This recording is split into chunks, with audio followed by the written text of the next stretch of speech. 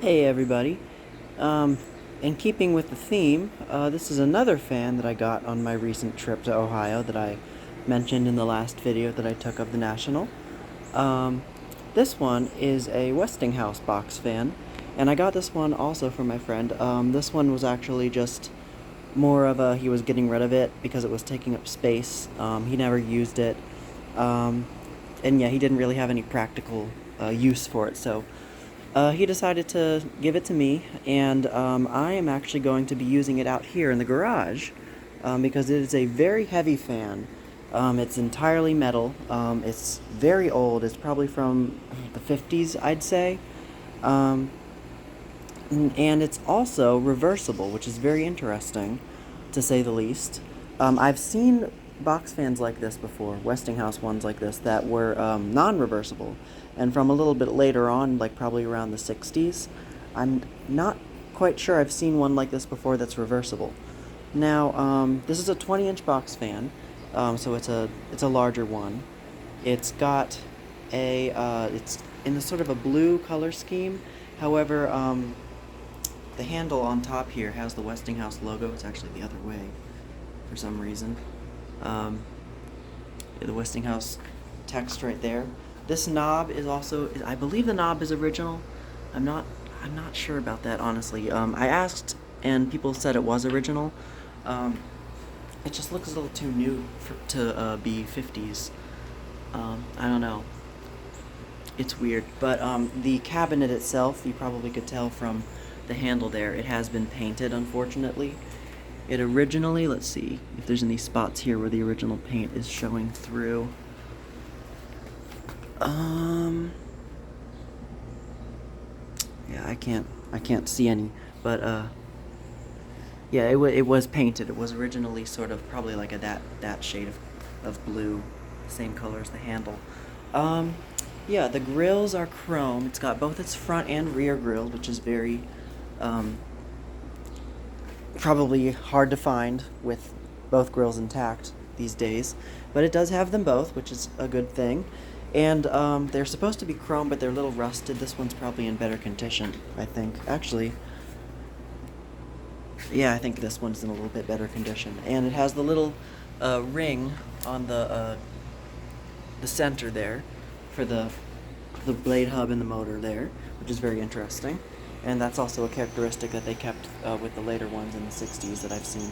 And the other thing is that it has the venturi shroud inside, as you can see, which helps direct airflow from the back of the fan through the front rather than from the front and through the sides and around the back. So it helps with circulation of the air to keep fresh air circulating.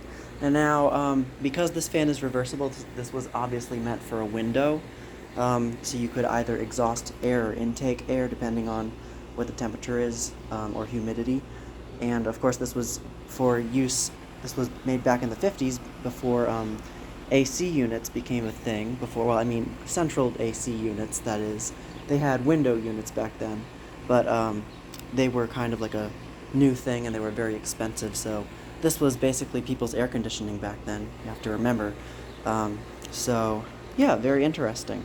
And also, I did just notice that it has these two little holes on the side here, which is kind of like that Lakewood that I have, which has the holes on the side for a stand. I'm not sure if this would have had, there was like a rollabout stand that these would have come in, but I mean they were making the Mobile Air at this same time, so I doubt that that was probably for mounting to a window frame or something like that, because they had the Mobile Air. I don't think they would have needed a model stand for this. So, anyways, let's go ahead and start the fan up. Now I'm going to start it off blowing out this direction, which I think is backwards, because the Westinghouse logo is facing that way, and also the venturi shroud is kind of like rounded this way. But the motor is on this side. I didn't even show you guys the motor, actually. So before I start it up, I do want to show you this. This motor is huge. It's a reversible motor, obviously. It does have oil ports on both the front and the rear. I didn't oil it. My friend actually oiled it a while ago, and it doesn't seem like it needs oil, so I'm probably not gonna oil it right now. I might do it after the video. But yeah, it does have an oil port on the front that is accessible through the little holes on the blade hub there. This is a very neat blade design, by the way. It's like a jet engine or jet cone type thing. The set screw on the front there, and then it covers the whole motor. It's pretty cool. So, that being said, oh, and the cord I believe is original. I think somebody cut it in the past or something like that, but it does seem to be original. Yeah, molded plug. So, it just looks exactly like the ones on the Westinghouse Liveliers that I have. So, let's go ahead and turn the fan on high.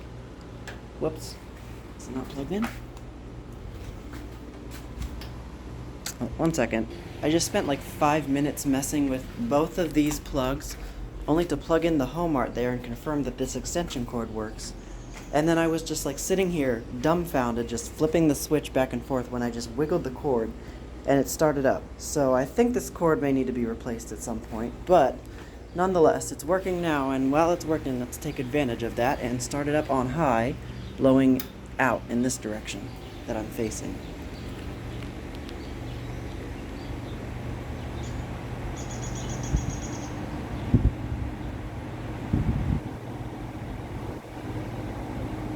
Oh yeah.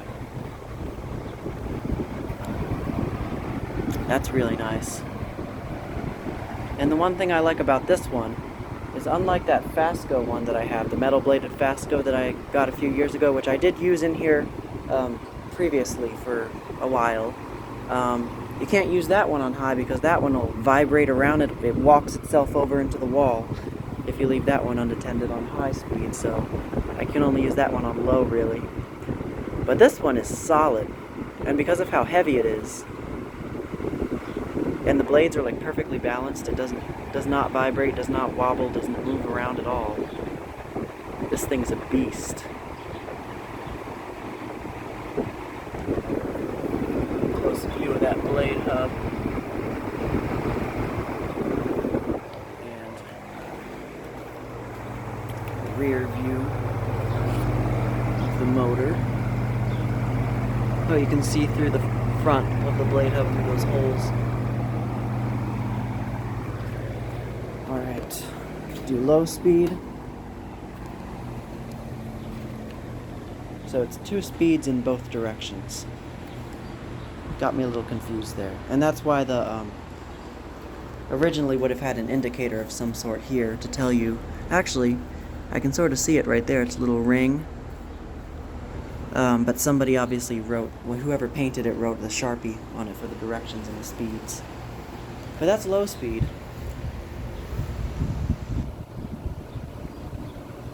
It's moving pretty slow actually, but it's blowing a lot of air. It's definitely a high blade pitch, high degree blade pitch. So now I'm gonna spin it down from low.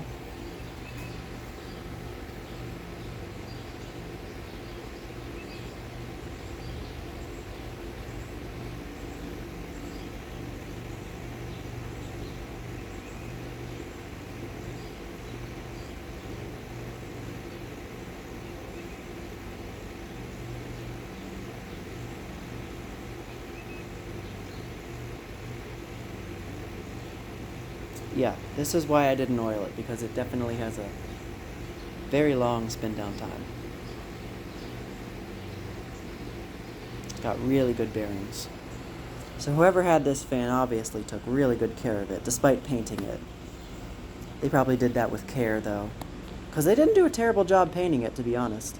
I didn't even realize it was painted until after I got it and inspected it.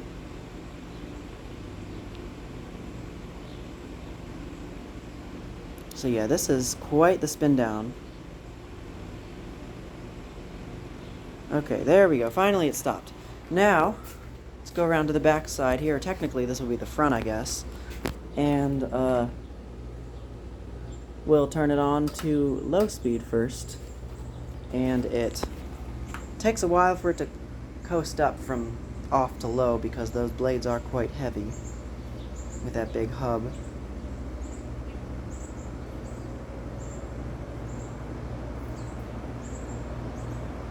So yeah, this is going to be very useful here in the summer because normally when we're mowing the lawn, we have the fan, one of the fans there, pointed out to blow the grass that we mow out back that way so it doesn't get back in the garage, and also to cool us off as we drive by here. That sometimes helps. But after we're done, this is going to be helpful because instead of turning the whole fan around, we can just switch the direction and blow in. So, yeah, this is going to be really useful. So that's low speed on the reverse direction, I guess we'll call it. And here's high speed.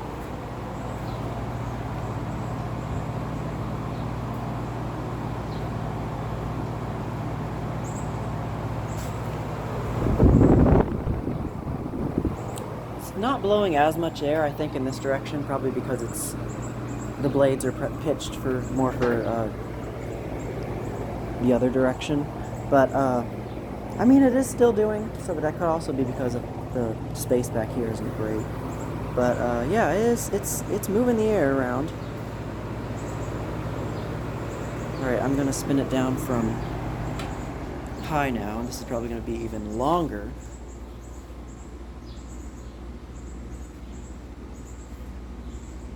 Actually, let's go around to the other side where the lighting's better.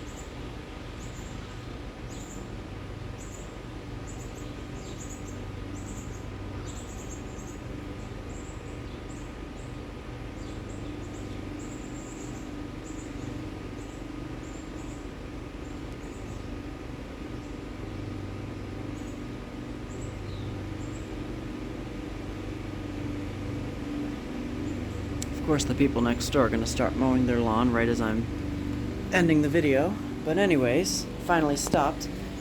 And yeah, you can kind of see the blades are more angled, like they're curved this way, so they're kind of more designed to scoop air and blow it outwards instead of that way. Yeah, but I just realized that the reason why it's probably oriented this way is because you're supposed to have it facing this way because you're normally exhausting air. So you can see the Westinghouse logo. And they wrote the letters like that, facing this way. So, yeah, I don't know what else there is to say about this one. Going on to the front here. Oh yeah, I did want to show you on the inside here. There's a little can up there. And I didn't know what that was at first. I thought that might be like a capacitor for the motor. So on the other side here, there is writing up there, like engraved into the can, but you can't really see. 600 M or something like that. But yeah, I then, with the help of some people in the groups, determined that it is the speed coil or speed control for the switch here, which is right there. It's an old metal switch. Doesn't have any labels on it either. So yeah, I don't know if there's any labeling on the fan itself, or there used to be underneath of the paint or anything. But maybe I'll flip it over and show you the bottom before I end the video real quick. Okay, no, but there are screw holes here for some reason. Maybe these would be for feet. I don't know. They probably actually were for feet. Because it does kind of wobble around. I might get some like pieces of rubber or something to stick on there because it's kind of it's not level here. It's kind of bowed. That's what from the design of the fan. It's supposed to be like that. But there are holes on this side. That's pretty interesting. Huh. It's a very interesting fan. So yeah, that's about it for this video. So thank you guys so much for watching, and I will see you in the next video.